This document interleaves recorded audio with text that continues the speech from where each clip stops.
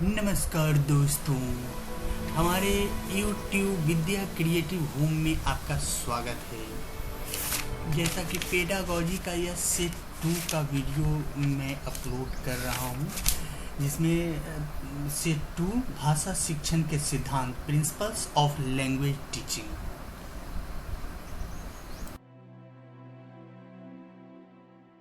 कौन सा कथन असत्य है?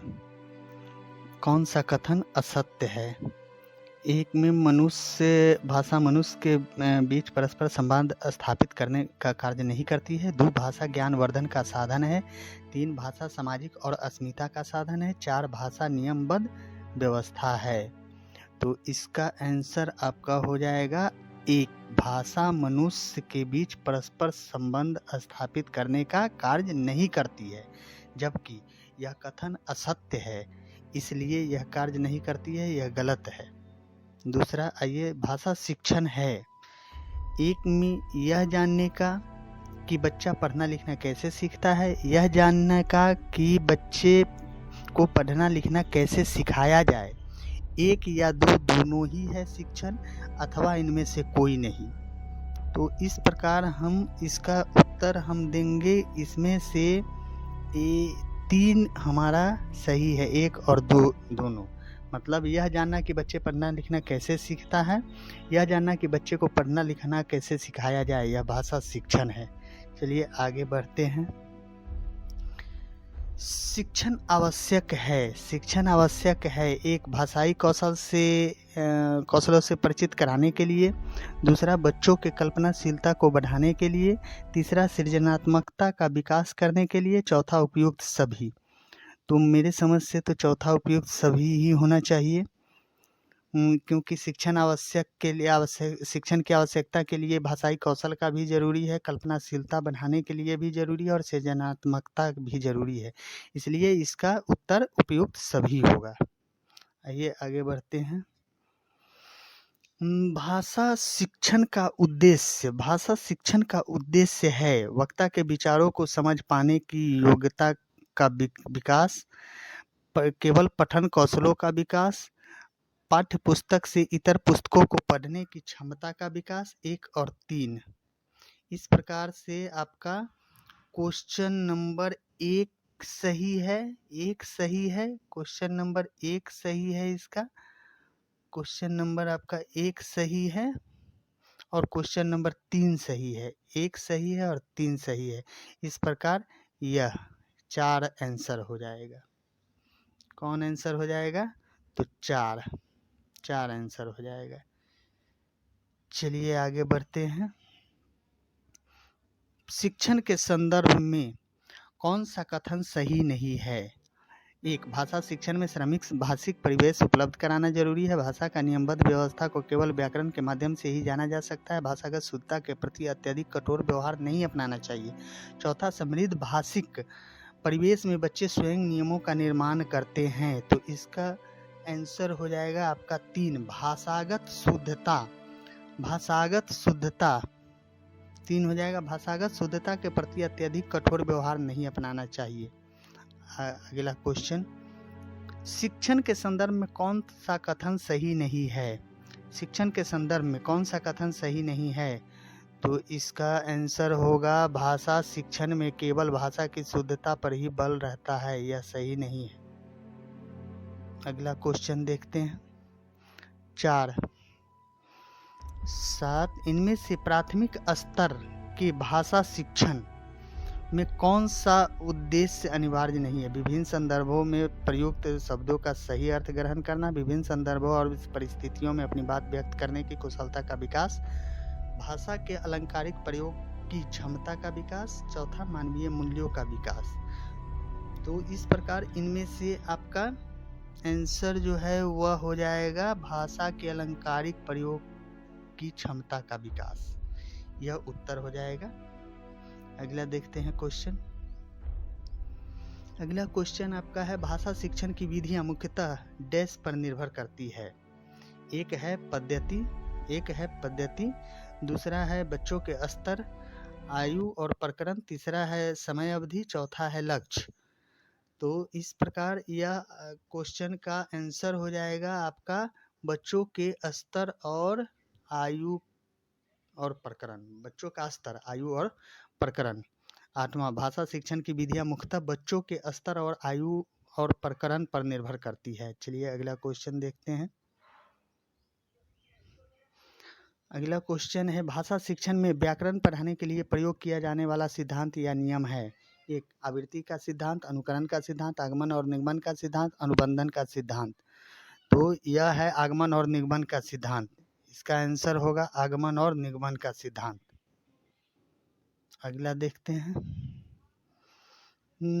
अभिप्रेरणा का सिद्धांत विद्यार्थी को प्रोत्साहित करने पर बल देता है, विद्यार्थियों को अभ्यास करने के लिए कहता है, सीखी हुई बातों की पुनरावृत्ति के लिए कहता है, उपरोक्त में से कोई नहीं कहता है।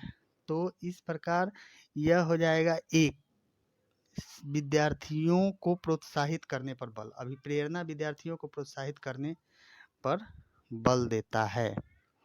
अगला क्वेश्चन आपका है, विद्यार्थियों की भाषा पर उसके सामाजिक परिवेश का प्रभाव पड़ता है, यह सिद्धांत क्या है। एक, अनुबंधन का, दूसरा अनुकरण का, तीसरा सहचर्य का, चौथा जीवन समन्वय का।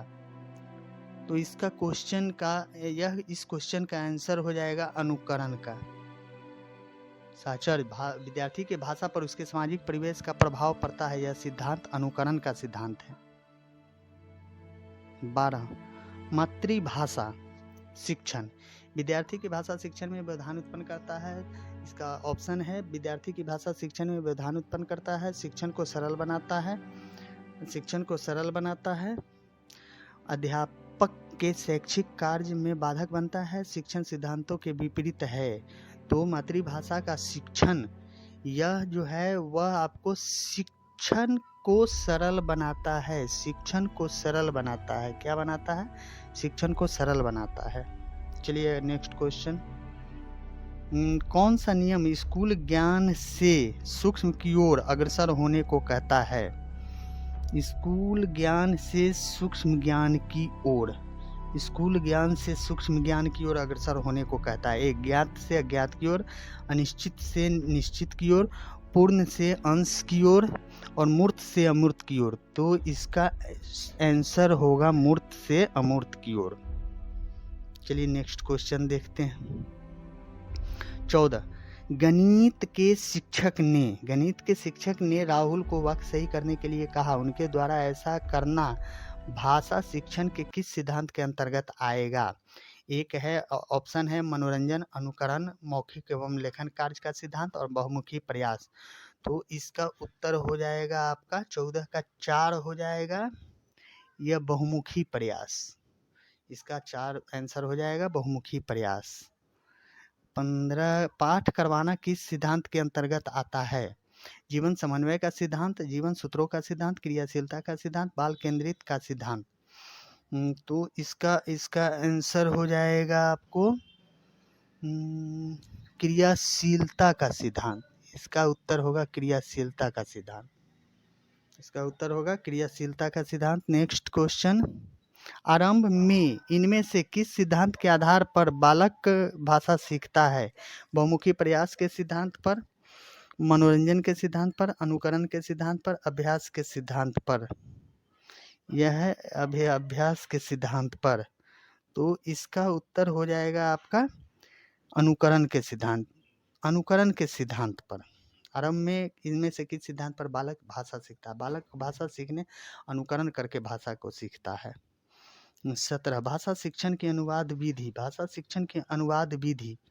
एक, मातृभाषा को मध्यस्थ नहीं बनाती है, मातृभाषा की उपेक्षा करती है, मातृभाषा को मध्यस्थ बनाती है, लक्ष्य भाषा को ही श्रेष्ठ करती है। तो इसका उत्तर हो जाएगा 3, मातृभाषा को मध्यस्थ बनाती है। यह 3 हो जाएगा, मातृभाषा को मध्यस्थ बनाती है। भाषा शिक्षण का अनुवाद विधि। आगे बढ़ते हैं। भाषा की कक्षा में कौन सी शिक्षण युक्ति सबसे कम प्रभावी है? एक ऑप्शन है उचित गति एवं प्रवाह के साथ पढ़ने पर बल देना, शुद्ध उच्चारण पर अत्यधिक बल देना, बच्चों की रुचि के अनुसार परिचित विषय या प्रसंग पर चर्चा, दूसरों की हस्तलिखित सामग्री आदि पढ़वाना। तो यह है दूसरों की हस्तलिखित सामग्री आदि को पढ़वाना। इसका उत्तर होगा दूसरों की हस्तलिखित सामग्री पत्र आदि को पढ़वाना। देखते हैं नेक्स्ट क्वेश्चन क्या है। 19 भाषा बच्चों के भाषा विकास में किस प्रकार सहायक है? ऑप्शन है ये भाषिक नियम ही सिखाती है, बच्चों को खाली समय का सदुपयोग करने में मदद करती है, यह पाठ्य पुस्तक का सबसे महत्वपूर्ण हिस्सा है, यह बच्चों की कल्पना शक्ति, सृजनात्मकता और चिंतन को बढ़ावा देती है। तो इस प्रकार इसका क्वेश्चन का आंसर हो जाएगा आपको, यह बच्चों के कल्पना शक्ति, सृजनात्मकता और चिंतन को बढ़ावा देती है। इस प्रकार से अंतिम क्वेश्चन 20वां क्वेश्चन आपका है, गणित, विज्ञान, सामाजिक विज्ञान की कक्षाएं एक तरह से भाषा की ही कक्षाएं हैं। इन कथन का समर्थन कौन तर्क सबसे कमजोर है? ऑप्शन है विभिन्न विषयों के शिक्षण में भाषा शिक्षण एक मुख्य उद्देश्य होता है, विभिन्न विषयों के अवधारणात्मकता समझ की अभिव्यक्ति भी भाषा विशेष में होती है, विभिन्न विषयों की अवधारणाएं किसी भाषा विशेष से बनती है, विभिन्न विषयों के अध्ययन अध्यापन में भाषा साधन का कार्य करती है। तो इस प्रकार इसका आपका आंसर हो जाएगा विभिन्न विषयों के शिक्षण में भाषा शिक्षण एक मुख्य उद्देश्य होता है। तो इस प्रकार पेडागोजी के